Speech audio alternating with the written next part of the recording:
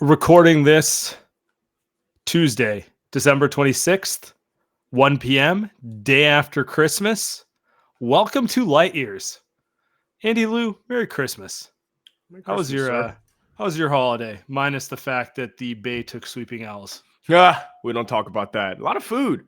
You know, I learned this year that instead of drinking right away when I get to my my uncle's house, I'm gonna go eat like 2 or 3 plates first and then drink. So I finally figured that out, age 32, and my hangover is actually not that bad today. So lesson learned. That's how long it takes for me. How about you, man?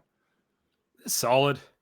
Nothing too crazy. You know, holiday now revolves around the 2-year-old. So he enjoyed it, and that's all that matters. You get him a gift? Of course.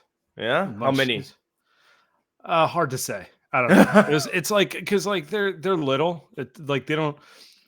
There aren't asks for like an Xbox at this age. It's like ask for like little Hot Wheels. So it's like, does he ask? Did he ask for a gift? No. Okay, I was gonna say that. It's just, but it's like, you know, it's like those are like the little things that bring joy. Yeah. You know, like a stuffed animal, a car to push around, blocks, like nothing that's breaking the bank or you know, super pointed. Anyway, good. Yeah. So we are back. We did not pod over the last 3 games. I was actually out sick for the most part, but we thought it made sense, give everyone a little break with the holidays. And, you know, Warriors go 2-1, lose on Christmas. And I kind of want to start here, Andy, because I feel like this kind of overshadows everything. We'll get to the game and all that stuff. But Steve Kerr post-game. Been a minute since I've heard old Stevie kind of take over like that. I'm pulling it up real quick.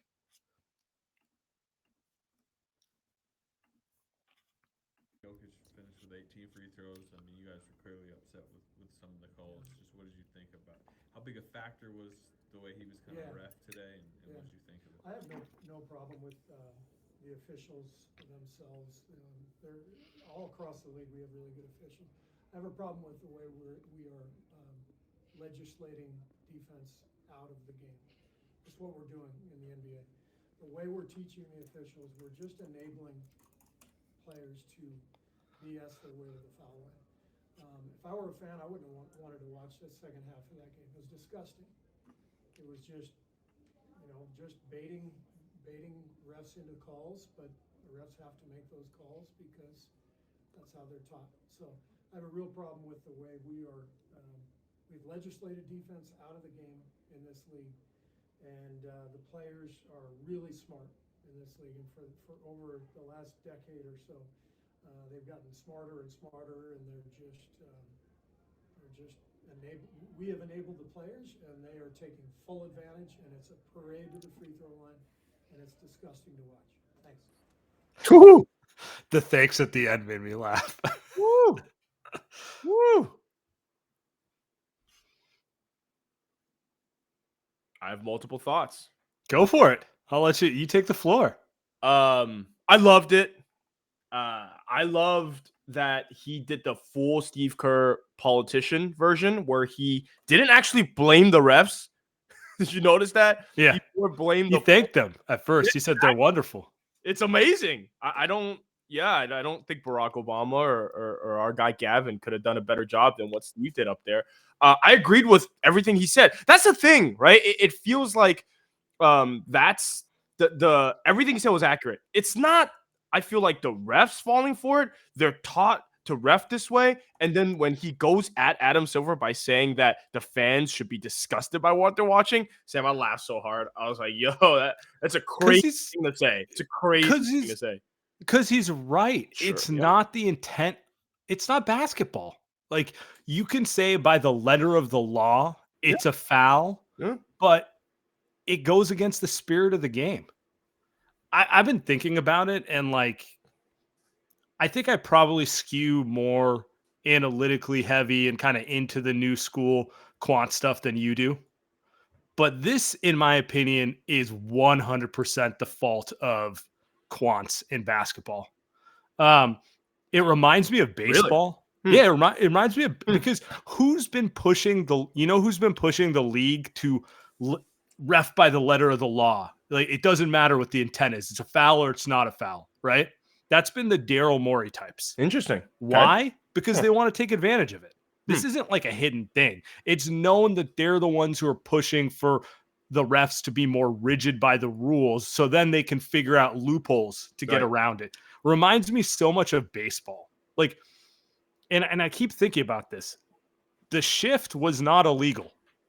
Nothing wrong with it, but we all know watching baseball, that's not the way the game was meant to be played. The game was not meant for you to put 4 infielders on one side of the field, so then you have no choice but to try to swing for a home run. Like, it's one of those things where just because it wasn't a written rule doesn't mean it's a good idea. And what did the league do? They wrote a rule to legislate the intent of the game. So when I look at the direction of the NBA, I think Steve's 100% right. I think someone in the league office needs to make a determination of what the rules, how the rules should be interpreted with the integrity of the game in mind. Like, we all know what basketball is supposed to look like and what it's not supposed to look like. Grifting should not be rewarded. And to his point, I don't blame Jokic for whipping his head back, and he's not even close to the biggest. No, he's not. No, but like, I don't blame players for doing that because they get rewarded. They shouldn't be rewarded, period. They shouldn't be rewarded by any set. I don't like the fact that Steph kicks his foot out every play, but you know what? He kind of has to. Yeah, he does. You know, like, I don't blame any of the players for doing it at this stage. It comes back to, are you going to actually do what you should do as a league, which is make decisions that are, this goes against the best interest of the game. Yeah. The games are also unwatchable, right? I mean, you look, someone in the comments pointed this out, and we talked about this when this happened, so I love this from Hypeflix. NBA stopped calling these type of fouls about 2 years ago. You remember that for the first, what was it, 10 to 15 games of the season? Yeah. And I remember Dame was someone that was struggling. A lot of the stars were struggling. Mm-hmm. And I don't know, part of it's maybe rust, whatever, but part of it was you can't play bullshit basketball. Part of why I don't really actually enjoy watching some of these up-and-coming superstars like Shai Gilgeous-Alexander, he's unwatchable. It's drive into someone, flail 4 foot sideways, get 2 free throws. It's never been easier if you're a halfway decent scorer in the NBA to average 20 points a game. It's the fakest level of scoring ever. And this is all coming from the Warriors. This is not why the Warriors lost to the Nuggets yesterday. No. But this level of basketball, I feel like you and I have been bringing this up for a while. This is not something you and I are suddenly bringing up because the Warriors lost the game yesterday. This is something that the NBA does have to figure out, because unless you're watching these games through Instagram highlights, if you have to sit, which maybe a lot of young kids are, but if you're actually watching the games for 2.5 hours, the product is rough sometimes. Yeah, it's pretty rough. I mean, everything the league does is skewered around social media. Sure, ratings continue to go down, but most social impressions. Who gets the most social impressions? To your point, like James Harden was the social king. James Harden, unwatchable, but he does produce 2 to 3 really cool highlights a game, or he used to, at least in his prime. Now I don't even think he does that. But yeah, you know, like peak Harden Rockets, unwatchable games, but at least once a game he'd catch a guy falling on his back legs, hit a step back, and if you just saw the highlight, you'd be like, "Whoa, that was kind of," you know? Right. So I don't know. Someone at the league office needs to take over, and this is actually the number one complaint I hear from friends who are not NBA fans. They're like, yeah. Grifting, the acting, like, it's unwatchable. I don't want to watch it. I don't watch till the playoffs start, blah, blah, blah. You know, some of it is, of course, players sitting. There's a myriad of issues, but I do think if you just got games called honestly to the intent of the game, scores would probably be more around 100. You know, if you're really hot one night, you get 115, 120. If you're cold, you score an 80. Instead of, like, doesn't really matter what you do, you're scoring 120.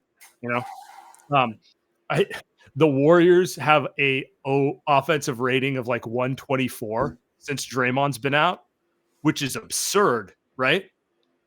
That's like 8th in the NBA in that span.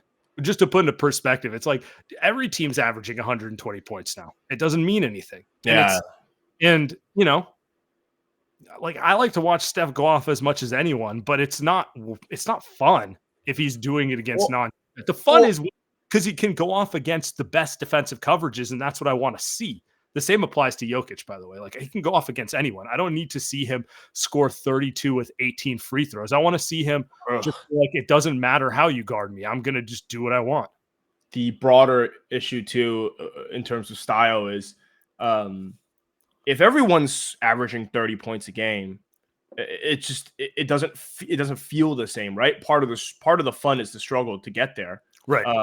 Right. 30 doesn't mean anything. It doesn't really, it really doesn't. If I don't even want to bring any other names into it. It's not great. The Lakers, I think, is a pretty classic scenario.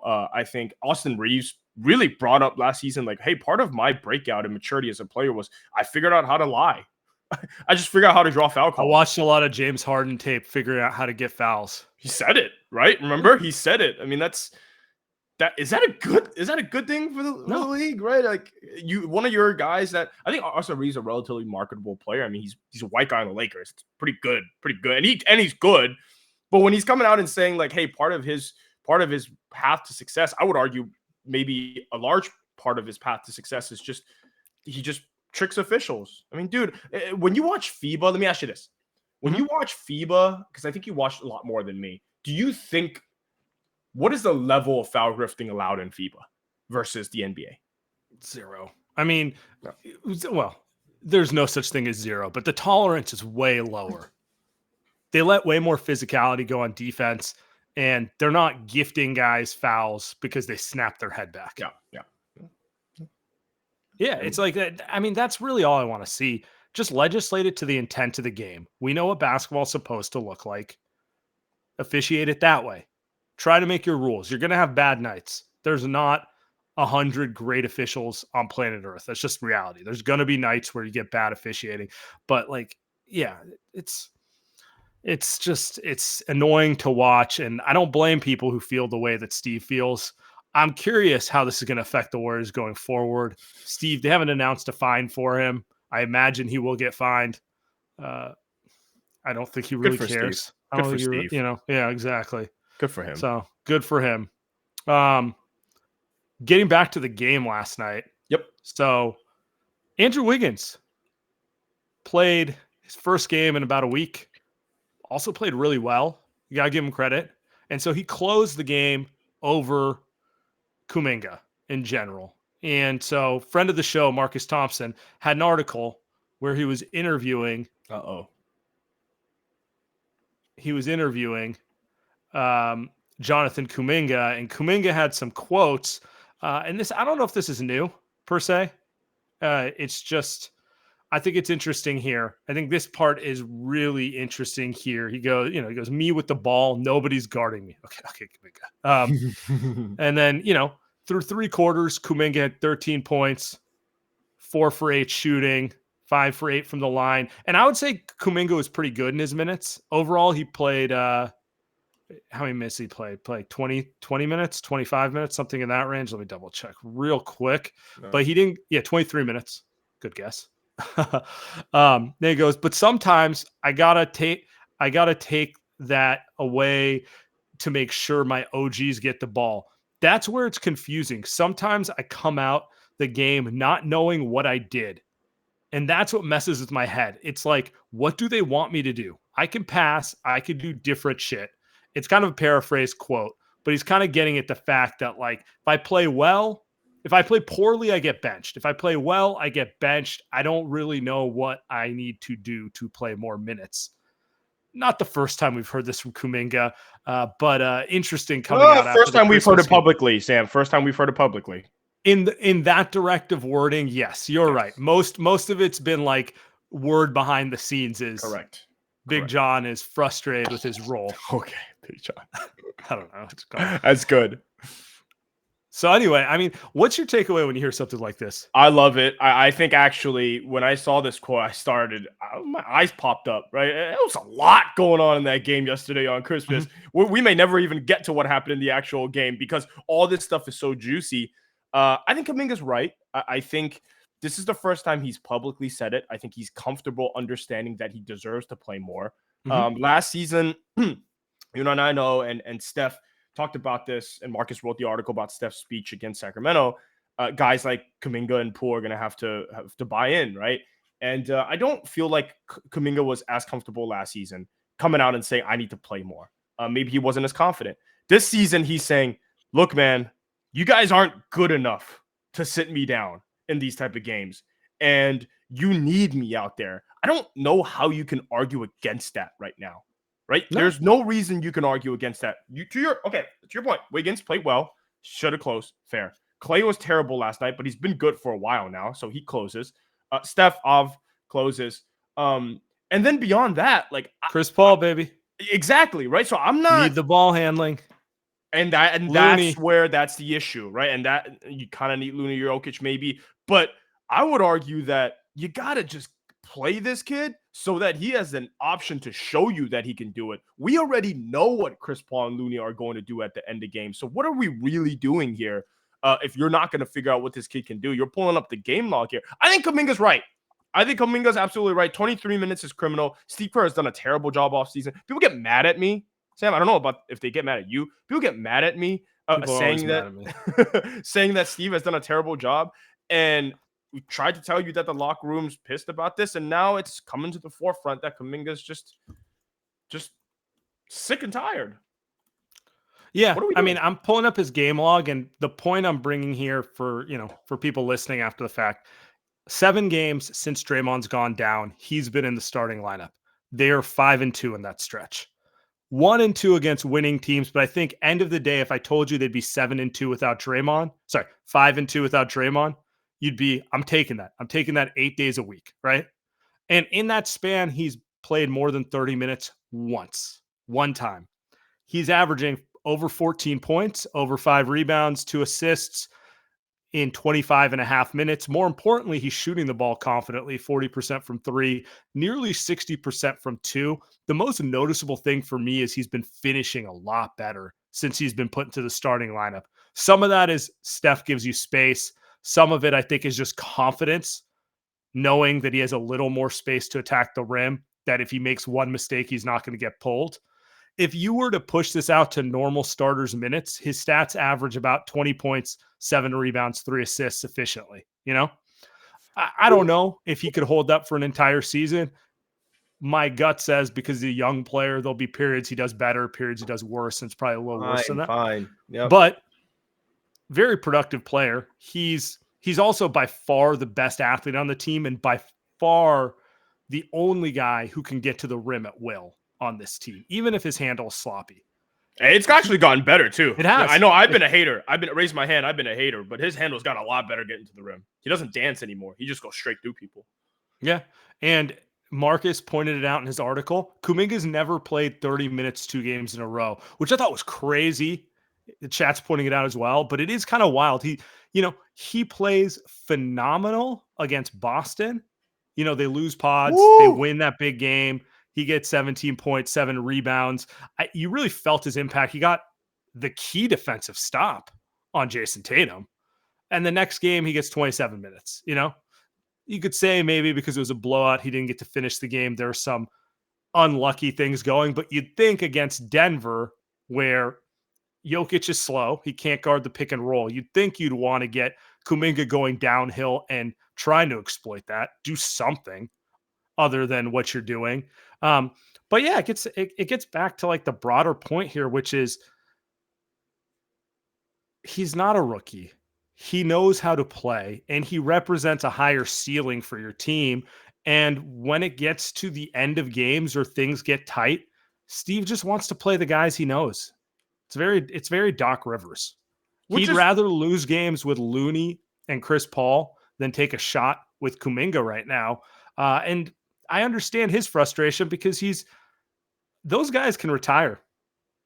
They're made men. He hasn't, Kuminga hasn't got a contract. He's trying to establish his career. All that stuff ties into it. And I'm just sitting here, I'm going, not only you're asking him to sacrifice when he knows he's better than some of the guys you're playing. And I don't know how the guys on the court like Steph are kind of okay with it, because their best shot requires Kuminga to become that wild card player, that other guy who can give you 20 in a playoff game. I you make all the points. You got to the contract stuff. Part of this is frustration with the contract, and this is where I cannot question the kid. I mean, he's got maybe $100 million coming to him, and it's not like this team is 20-10. The Warriors are 20-10 right now. I'd be like, all right, like relax, right? Go. You're not that good. You're not right. Second year Kawhi. You can't talk about this if you're like the 2 seed, for right? Example. You just sound like a jerk if you're like, what about me? Yeah, and but even then, what's going on. He might have a point. Even then, he might have a point. But right now, they're 15-15, and they play against a team. I thought, Sam, dude, I thought the Warriors outplayed the Nuggets yesterday throughout large stretches of that game. Now, the Nuggets won because they're the champions, and they've got better players in their prime, and they know how to win better in the clutch right now than the Warriors. But throughout the majority of that game, I thought the Warriors outplayed them. I thought Kuminga was part of that. And frankly, it's embarrassing to hop onto what you're saying with Paul and Looney. If Steve Kerr doesn't want to adapt to the way that this team has strengths, just don't coach. Just don't do it, man. It's your last season as a Warriors coach, in my opinion, anyway. What are we doing? He doesn't have an extension. It does feel like he's going to pull a Bob Myers and just step away as well. So maybe he does, maybe he doesn't. But he's not. Okay, let me ask you this. Do you think that the locker room is completely bought into Steve Kerr right now? I think Steph is. Yeah. I think Clay is. Facts. That's facts. They got 2 rookies in Podz and Trace who don't know any better. And I mean that in the best way possible. I don't know. I think it's just Kuminga and Moody, honestly. And then Moody is a different conversation. He's getting the short end of the stick. But I don't even want to talk about him right now because Kuminga in this situation has at least been starting.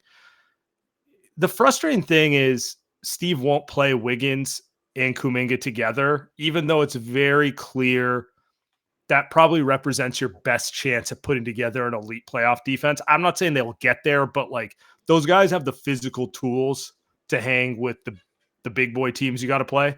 You go against OKC, those are guys who can like switch on to Shea and like, actually play defense. Can you explain why he doesn't do it though? Right. There is a semi-valid reason. I think it's bullshit. Yeah. Playmaking. Right. They're not good enough passers. They're not Andre Iguodala on the offensive end. Sure. Yep. He wants, Podz in some ways is playing Iguodala's role offensively, where he's like the smart guy who gets everyone where they need to go and moves the ball around. Obviously, he could shoot the ball. Andre couldn't really shoot the ball. He can do different things, but he's playing that connector role. Yep. I hate the word connector, but he's playing that role. And then he does defend. He does really guard point of attack, but he's also 6'3.75 is his pre-draft measurement. We'll call him 6'4" when the hair is flopping a little bit, but like, he's not a 6'7" wing. He's not going to be able to guard LeBron James or who are some, Kevin Durant, Kawhi Leonard, the stuff that Andre would do back in the day. Harden, even, we saw him against LA. Yeah, so it's just kind of like, it's pretty much he's like, I need a guy who can connect the offense out there. So that's one role. Obviously, Steph and Clay, that's 3. And I need a big, so that means only one of Looney or Kuminga can play. It's a really rigid way of thinking. That's really what it comes down to. It's like the only way we can play is the one way I have built a system. And I'm not saying the system's bad. I'm just saying you don't have that roster. Yep. That's it. And at some point, I actually kind of feel somewhat bad for Steve Kerr, because the point of Marcus's article is something that we've mentioned, is that they just have too many good players, but not great. Yeah. None of them are great. There's not a single great player on this roster except for Steph. So when you have 9 good players, Steve's pretty much, you're entrusting him to click the right buttons every night. And then you throw in the political aspect of these guys, where should Clay have closed last night? But if he shouldn't have closed, who's going to tell Clay he can't close last night? Because Clay was terrible. So, like, are you going to tell him he's not close after he's played well for 3 weeks? But so it's like, I kind of feel for Steve in that aspect. But at the same time, he's making it hard on himself by saying, well, I can't play Wiggins and Kuminga. That's just what I feel. That's my ideal. Well, your ideal is not fucking working. And it hasn't worked last season when Anthony Lamb, who's now sitting on the bench, per the comments, in Australia, he's not even in the NBA. You played him every game over New Kuminga. Zealand. Oh, Even, sorry. Even worse, Australian League. Even worse. Right? So it is hard for him, and he's not clicking the right buttons. That's why this team is the definition of mid. I got a question for you. What's the Warriors' record if Eric Spoelstra is the coach? This is like our favorite.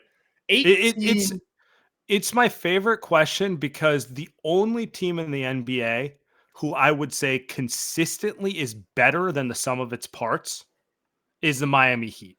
That's it's an okay roster, right? Like Bam's a stud, Jimmy's Jimmy. I love Hawkeyes, not gonna lie. Like I really Amazing do. Yesterday. But like this isn't a top tier talent roster. It's a okay roster, right? But the Heat always overperform. And I maybe I'm becoming just like a lunatic, but I'm like a big believer in the Heat culture stuff. Like Spo nearly fought Jimmy on the sideline last year. You know, that's his best player. 19 and 11, at least 18 and 12. Wouldn't you think? At least 3 more wins. Wouldn't you say? They're sitting. So 18 and 12 is what the Miami Heat's record is. Dallas is 18 and 12. Sacramento 17 11. So basically same thing. That's probably where the Warriors are at worst. What I'm getting at is this isn't a bad roster. It may not be a championship roster that the Warriors have. To your point, they may just be missing one difference maker to get there, but they may not. I just know they're not maximizing it. Like, does the Draymond shenanigans happen with Spoelstra in the Heat? Well, Spo might have held him more accountable years ago. I think that's maybe that's what happens, right? Yeah. Would Spo be afraid to bench Clay? Oh no, definitely not. Definitely not. And Clay would want to fight him. And honestly, they probably come out better on the other end. You know, like he's willing to. He may be mean, but he's mean to everyone. He's fair. He's very fair. And I think that gets back to the Kuminga thing where he's going, there's one set of standards for the veterans and another set of standards for me and Moses and these young guys. You know, Clay can be awful, but if I miss a rotation, I might be on the bench for 2 weeks, you know? And if I play well, I still might not close the game. So that's kind of where I'm sitting here going, you know, this isn't the type of roster Steve wants. Steve wants a veteran roster where he can have a clear hierarchy, but it's not what he has. And I don't know. It's just tiresome watching it when you're seeing maybe the most talented young player on the roster who represents a potential like game-changing piece for them be kind of stuck in this like, oh, you played well, but we're going to bench you. It's I feel like we're going long on this and I like it because I think this is something that's been an issue for over a season now. It's not that Kuminga is a young player and Steve won't play him because we're seeing Podziemski play 30 minutes. I mean, how he played 40 minutes last game. But Steve's thing is, if you don't play my way, you're not playing. And that's the type of thinking that I think that's the type of thinking that gets you out of the NBA. And now he's got too much cachet. He's won too much. He's a nice guy. People like him. He's just done a lot in his career. But that's the type of thinking that'll get you stuck in the past, right? I mean, didn't we see what happened with Pop in the Spurs? And he'd have to really overhaul his system, especially offensively, for them to win that I think, was it the 5th or was it the 4th and 5th championship the way he was playing? Maybe it was just the 5th, the way that they were playing, because they were really just to slow it down, dump it in, let's go from here. And then they transition into dude, let's just go crazy on the threes, right? Let's be one of the most efficient motion shooting passing teams out there. They played a beautiful brand of basketball. I don't know if that's what Pop wanted to do offensively. And I think that's the same thing for Steve, where it's, dude, you got to understand, you got to coach to fit the players if your system isn't going to work. And it's obvious that it's not. So it's like Kuminga, because he doesn't play the way that Steve Kerr wants him to play, he just doesn't get to play. That's different when you're 20 and 10. And when let's say you win 2022, you win a championship, dude, you do whatever the fuck you want. But now the sample size is a season and a half now, right? Yeah, go ahead. Yeah, sorry. I was going to say, and the chat's pointing out, wait till Draymond and GP2 come back. Like you might think we're, too dramatic. He's playing 25, 26 minutes now. It's only going to get more complicated when you get those guys back. I mean, is if I see Draymond and Looney start, I will. It will not. Holiday spirits I'm done. How much? We'll get to that later. But yeah, I mean, come on. And how much faith do you Here's the thing: how much faith do you have in Steve to figure it out when those guys come back? And they're good players, right? Isn't the thing that Draymond and GP2 are actually going to have to play? They are. The problem is, are you gonna trust that they're gonna put them in the right situations, or is it so that because to me, when Draymond and GP2 comes back, to me it means that Chris Paul and Looney should play way less. But something tells me that that's not going to be the case, right? Something tells me that it's going to be Kuminga. So it tells me Trace DNP. Thank you. Moody was already on the verge of a DNP. Now it's 100%. And Kuminga, 25 is becoming 18, 17, 15. Yep. Yeah. And it does feel like this, we're going to end up at the trade deadline and Dunleavy's going to have to, you brought this up, trade 3 guys for 1, make that upgrade where you move your depth to get 1 superior player. And maybe that solves all your problems. Maybe it's really that simple. You go get a Lowry Markkanen, a Siakam. We're going to probably name those guys every other pod from now till the deadline because they'll be in a rumor every 3 days from now until the deadline. 2 more months. We could do it. Yeah. But maybe you move 3 of those guys and get something like that. And then the rotation becomes cleaner and it's a little easier. But until then, you are seeing some of kind of the issues. It's actually not even 2 more months. It's like 6 more weeks, Sam. 6 weeks. It's actually not that long until the trade deadline. Okay, we'll get to Podziemski. Trade deadline is February. What? February what? Trade deadline. February 8th. February 8th. Dude. So 6 weeks. I mean, 5, 31, 36, 44 days away, which means probably about 40 days away from a trade.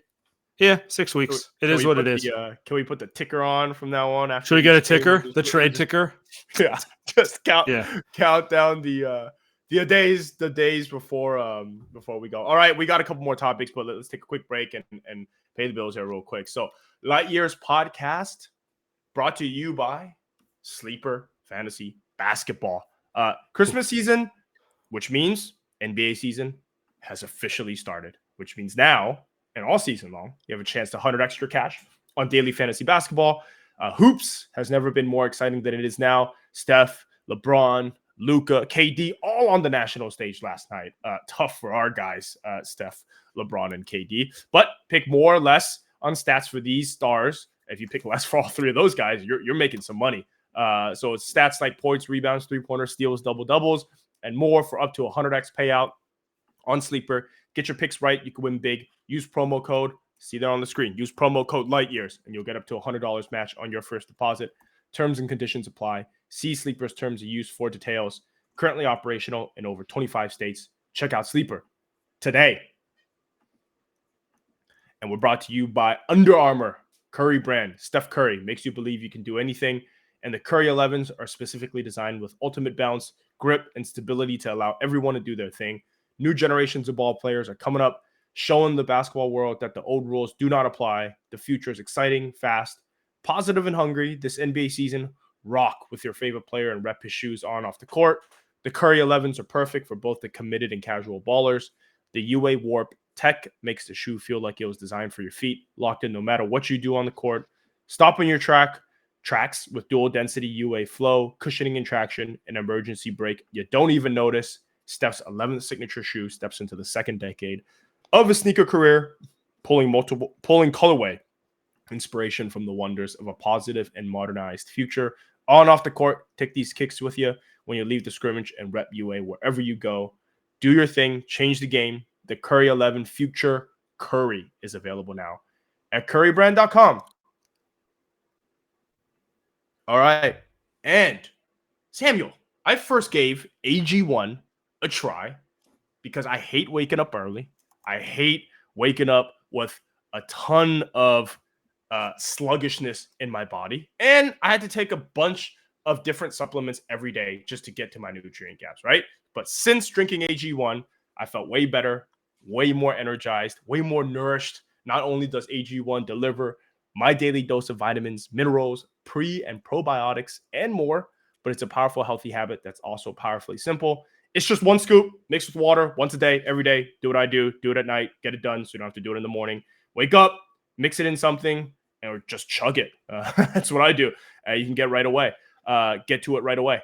AG1 is the supplement I trust to provide the support my body needs daily, and that's why I'm excited to welcome them as a new partner. So here's your chance. Start every day this season with a gift to yourself. Try AG1. Get a free 1-year supply of vitamin D3K2 and 5 free AG1 travel packs with your first purchase exclusively at drinkag1.com/lightyears. That's drinkag1.com/lightyears. Check it out. Awesome. Switching gears. Let's go. Friend of the show, KOC from Ringer fame, threw this one out in the middle of the Christmas Day game. Says, what does Brandin Podziemski go in a 2023 NBA redraft? I'm thinking as high as 3rd and not any lower than 7th. Whew. A lottery pick for sure. That I agree with. Pod's looking like a steal for the Warriors at number 19. I mean, he's already the best draft pick they've made probably since the Draymond Green draft. Looking like a steal right now. I don't even mean that as a negative thing to Kuminga or anyone else, but he just balling out right now. Yesterday, he had another 5 steals. Did you see that line he had? 5 steals, 6 assists, 9 rebounds, 13 points. First rookie to do something like that since 1987. He just putting up numbers left and right. He's unbelievable. Isn't he? Yeah. So let's talk Podz real quick. All right. The amount of text I get, and I'm sure you do too, the amount that you get on a game-to-game basis talking about, dude, he is amazing. Right. And of course, he's, the perfect dude for Danville dads, right? Our guys over there. A local kid, at least played local.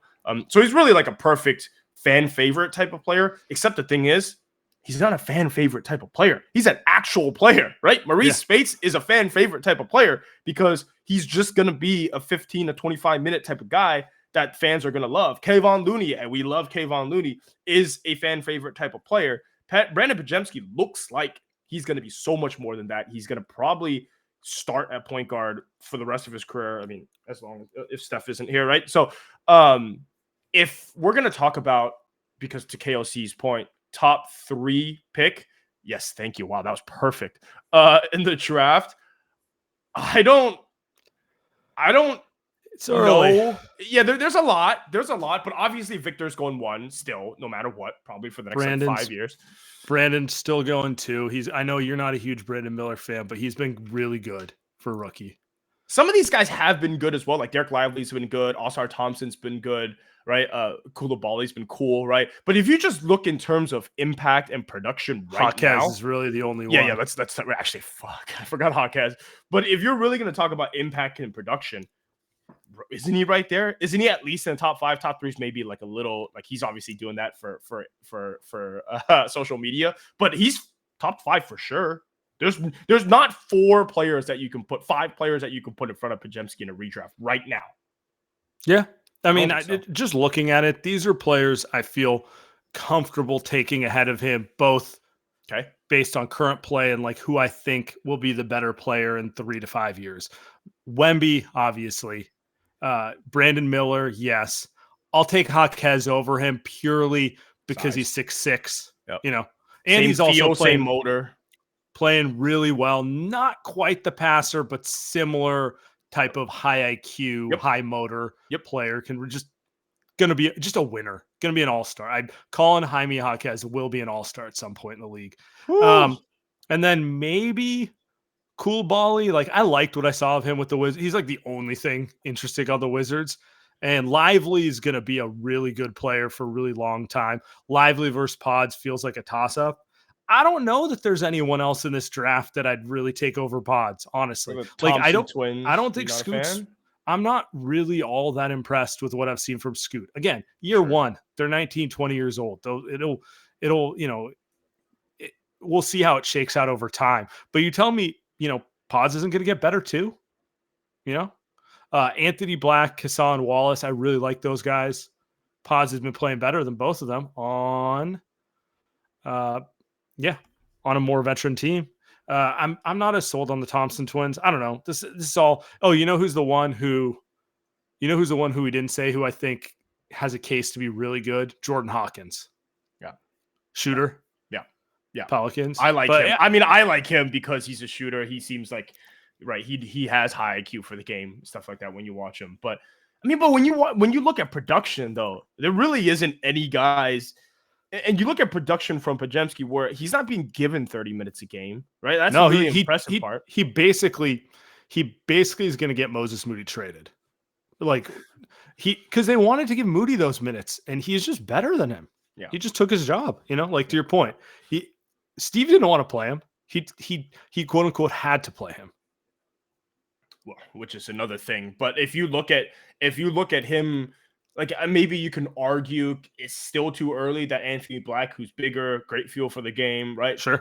More athletic. But it's not like if you put Podziemski on the Magic, he probably would have ripped somebody's job away too. Like Markelle Fultz, who's been hurt a lot as always, but like he's probably done on that team. I would say Jalen Suggs and Podziemski's probably leading that backcourt at some point, right? Like Gary Harris is done. Like he's ripping a lot of these guys' jobs away.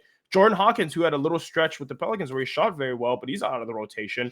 Podziemski, what would he have done on the Pelicans? That's really the most impressive part is that he's not playing on the Wizards where he just 30 minutes and great production. I think it's the same story for Jaime Jaquez is that is Jaquez going anywhere now? Like he's taking people's job. Josh Richardson, bye-bye. You're not getting the minutes that you thought you were going to get because Jaime Jaquez is just better than you as a rookie. And same thing for Podz. Yeah, Brandon Miller, I don't know, but certainly Scoot Henderson. Like that's someone where same guard, right? Same kind of like play on the floor. And you're just watching. I enjoy watching Scoot a little more than you, but you're not telling me that Scoot's been anywhere near close to Podziemski, especially in terms of just the feel and how they play basketball. Scoot's still trying to figure that out. He's still trying to figure out how to play NBA basketball. Podz, and I don't know how he did it. He already figured that out coming into the league, and it's pretty special. Yeah. So he's been one of the bright spots of the season. No way around it. I mean, and the thing I think with Podz is he's this good at age 20. What's he going to be at 23? What's he going to be at 25? Like there's this desire to limit the upside because he's kind of a goofy looking redheaded white guy. How much upside can there really be? I don't know, man. You watch him play with the Warriors, and most nights he looks like one of the 3 or 4 best players on the floor, and he's the youngest one on the team.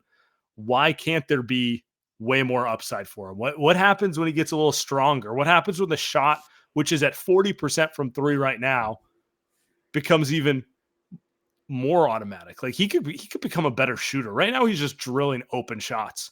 Wait until it gets to a point where he could shoot off the dribble a little bit, Yep. Wait until he figures out how to be a little more consistent finisher over length. You see it with those kind of like running hooks and those floaters. He has touch. He's only going to get better at all that stuff. And then defensively, he knows how to defend. Wait till he grows into his body a little bit. Wait till he gets a little stronger and they can't pick on him as much. So all of this, it's like, yeah, I mean, Scoot's going to get a lot better, but why won't Podz? They're the same age. That's the floor ceiling question that I think has plagued the Warriors the last few seasons too. Now you say that he's the best draft pick since Draymond. I throw Jordan Poole in there as much as I kind of knocked him, but I mean he helped bring a championship, so I think he's probably the best pick in the last X amount of years since Draymond. But yeah, I mean the Warriors have been so obsessed with picking the guy that is so ceiling oriented that they look past the guy who's hypothetically less ceiling oriented. But that you think about that with Podziemski, that you think he's less ceiling oriented, but that's not true, right? Like to your point, that's just not true. He's actually not less ceiling oriented. If anything, his ceiling is actually higher because he has plus feel and plus motor, which, I mean, not many players in the NBA, shockingly have plus motor, right? This isn't the NFL. I think all NFL players have plus motor, but Podziemski for some reason has just an absurd motor that you don't see really. Like Draymond has plus motor, right? Draymond, Steph has plus, but like it's not often you see that from guys that are actually good at basketball. It's you can coach guys to play harder, but like you're either kind of wired to do some of the things Podz does, or you're not. Like you can coach Kuminga and Wiggins to play harder. You're not going to coach them to those are the guys have natural. Their first thought is body on the floor at all times. Yeah, Moody has a little bit of that, right? But like Kuminga and Wiggins, to your point, like those are the guys that don't. Now they need both. Let's be clear. It's not that they don't need one or the other. You can't just have a team of 6'3", 6'4" dudes who play really hard. They've tried. They really have, but yeah, no, it's no. I think he's interesting because the combo of motor, touch, and IQ, I'll bet on him developing even if he lacks that explosive first step. So he may never have the Steph. Remember, Steph in his prime had the ridiculous first step, and now Steph's first step is like just not as good anymore. But he gets by everyone because because of the shot. Well, yeah, he knows how to leverage the shot, and his like skill level is absurd. So I mean, it's a good point. Anyway, all right, let's get to our last segment here. We're in a good mood, so time to talk about Mr. Anger Management, Draymond Green. It's a good one. Oh, Woj on Christmas giving us updates on Draymond's counseling because Woj 24/7 anything but basketball, as we all know. Oh boy, that's good. Let's see. Was there anything new in this? We found out that Draymond now has to do Zoom meetings on the regular with both the NBA and Warriors representatives in there. I just love this idea of like Adam Silver, Mike Dunleavy, Joe Lacob, Draymond, and a therapist on a Zoom call together, talking about him working through his feelings. Oh, and of course, Rich Paul, his agent. Yes. So yes, I'm sure that's gonna go well. It's just, it's kind of hilarious. But the one nugget in here that obviously is of interest to us is that there's this general belief that his suspension will cover a range of 11 to 13 games, barring any setbacks. So we are through 7. So anywhere between 4 to 6 more games until Draymond returns. What was the first thing you thought of when you read that? Because the first thing I thought of was you knew it was going to be this length the whole time. This is all a charade. You knew you were going to suspend him about 12 games, and you're just making a spectacle of it instead of just putting a number on it. That's actually my first reaction. It's a little annoying. It's like it's a John Morant stuff, right? Totally different scenario, but the same. Like, can we just either suspend him with like an iron fist, or don't? Yeah, but stop with the like. We're doing a holistic treatment like it's school or something. Or like this is yoga where he's just sitting, he's doing the Aaron Rodgers sit in a dark room for 5 games. Like, it's bullshit, man. Like whatever he's obviously whatever they think he's going through, they've essentially told us that they think he can deal with it in 10 games, which tells me that it's not something that he's actually going through. It's just, like you said, it's just something that he needs to take 10 games off for. What are we doing? You don't heal mental issues in 10 games. You don't do that. That's not something that happens. You think John Morant is remorseful for anything that he did? He doesn't give a fuck. He just took the 25 games off and he's back. The best case scenario with Ja is he's now aware that if he does certain things, he gets in trouble. Sure. Sure. So, but yeah, I don't think we've gotten to the root cause of his issues. No, and honestly, is that the NBA's job? No, like the NBA's job is not to fix whatever the hell is wrong mentally with guys. It's just it's just suspend their asses for the rest of the season. They mess around like that, and I think that's maybe we've gotten to the point where Draymond's figured that out. Maybe they're just hammering that in. Because what do you think, before we get to the schedule here in the next 5 games, do you think that if Draymond comes back after a suspension and 3 games later he raises his arms and slaps someone in the face, do you think they suspend him the rest of the season? Probably. Yeah. Probably. Yeah. Yeah. I'm trying to think of like, there's little things that can happen that won't get him suspended. But yeah, if he's like physically raises a hand or something in a non-basketball motion, I could see that. Yeah. Sounds about right. All right. Okay. So let's get to it. Anywhere between 4. Well, let me see. Let me read this again. Cover a range of 11 to 13 games. So he'll be suspended at least 4 more games, which means at least through January 4th against Denver. So his return could be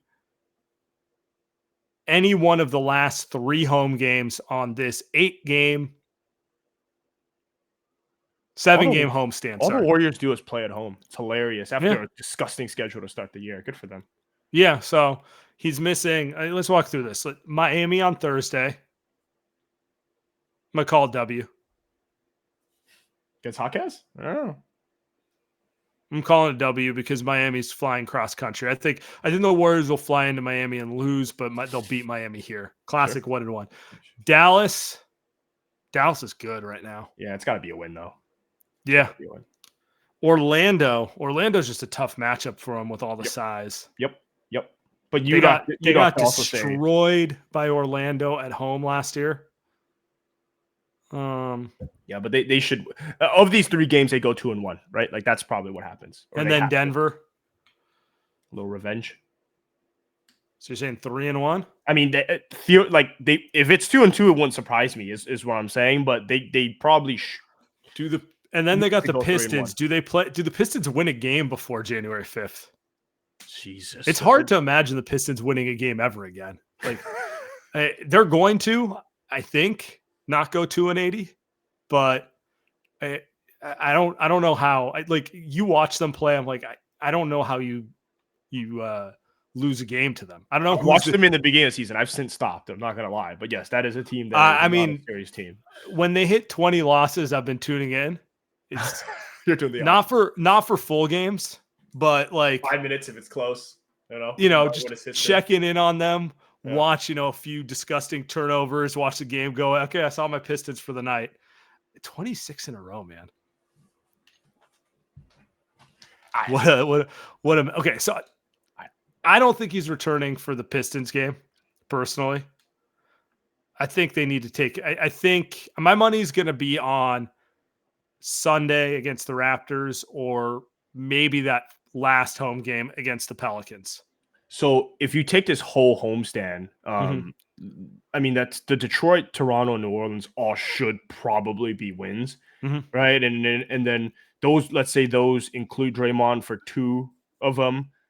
They should be wins. I mean, that's like a good way for him to step back into the team. But those first 4 games are tough. I mean, they're probably going 2-2, and if you can win those 3 at the end with Draymond coming back, that puts you at 5-2 for a homestand before you get on the road for a couple tough ones, right? So that's probably what they're looking to do.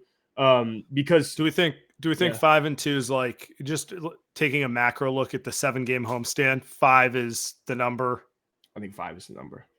Yeah. Right. 5 has got to be the number, because you're banking wins, like you're saying, probably against Miami. I'd say you probably should be able to beat Dallas at home, and then Orlando, Detroit, you better beat at home. I mean, yeah. And Toronto, honestly, the same thing. Toronto should be an easy W. So like half the home games are relatively easy. Then the other half are like kind of tough. Denver's obviously tough. Dallas tough. Orlando's tough. So yeah. Because it's at home, I guess 5-2. I'd say 5 is minimum acceptable. 6 would be great. 7-0 would be amazing. Not going 7-0. 4-3 is probably what they'll end up doing, because we've watched these Warriors for this version of the Warriors for a season and a half, and it's going to be disgusting. But I think that the stuff with Draymond coming back too is what happens with the team's lineup when he does come back. He's obviously gonna start, you would think. Maybe he comes off the bench because of conditioning, but Like when it really does happen, what are they gonna do? They can't play Draymond and Looney anymore. Not even because of the spacing stuff, Sam, because of the minutes. I mean, like right now, Looney is so but bad. also the spacing. yeah. Looney is so bad right now. I just don't know what you do, man. It's hard to maybe the him. move is can you start Draymond at the 5? Yeah, I mean, what they should do is give Draymond, Kuminga, Wiggins, Clay, and Steph a serious look as your starting lineup. Podz gets the short end of the stick there, but I don't know. You can move Clay to the bench. I think you kind of want both Wiggins and Kuminga on the floor if you're going to play Draymond at 5. Just have a little added wings. At least that's your longest wing lineup, right? Like it's not the death lineup, but it's like the closest facsimile to what worked in the past. You're just gonna have to play a different brand, especially offensively, where it's not going to be you can't play motion with that because Wiggins and Kuminga can't play motion. You're gonna have to say high pick and roll. Kuminga cut baseline lob, play the 2-on-1 game with Draymond. You know, like no more off ball stuff. Stay on the ball, right? Like it shouldn't be that. You could go off ball when Chris Paul or Podz come in the game, but yeah, when that lineup's out there, let them start. I don't know, something like that. That is probably the best. I mean, I would enjoy seeing that lineup, even if it's going to struggle probably in small sample size. But I mean, hypothetically, it's not the prettiest lineup because only Steph and Draymond are really like smart enough to handle the ball. But whatever, right? Yeah, whatever, dude. I want to see a team that can play defense. Just this team has. Hey, they legislate that out of the game, though. It's just, I mean, even this 5-game win streak, they struggled on defense a lot of the time against some of these worst teams, right? So it's just, we'll see when he comes back. 11 to 13 games. Just hilarious that suspended indefinitely 2 weeks later becomes, it'll probably be back in 5 games. Like, did we hear of a breakthrough? Did Draymond go through a breakthrough? Did he cry in therapy? What happened? It's embarrassing. He opened up about an incident in the 5th grade that has been deep down buried inside of him. If that's why he's so angry. If I heard that, I would laugh, but that is true. That is actually what, like, if I heard that, I'd be like, all right, well, maybe we're getting somewhere, but I'm sure we'll get a documentary from Draymond at some point in the next couple of weeks. Some bullshit presented by Bleacher Report. Yeah, and just leading off on a TNT Thursday night, like Draymond in therapy. Gross. Enough. Yeah, I mean, I'm only making fun of it because they have no credibility in my mind. Like you, therapy, good thing. I want to support people when they do that, but it's just like they have no credibility. Let's be real. No, it's obvious they don't. It's a charade. Yeah. They don't care. They don't care. We don't care. Draymond, when you come back, maybe don't slap anyone for no reason this time, and the Warriors are going to be a little better. So we'll be back on Thursday night. Post Miami. Yep. Post Miami. We can do the full Hawkes versus Podz breakdown. Golly. Later, guys.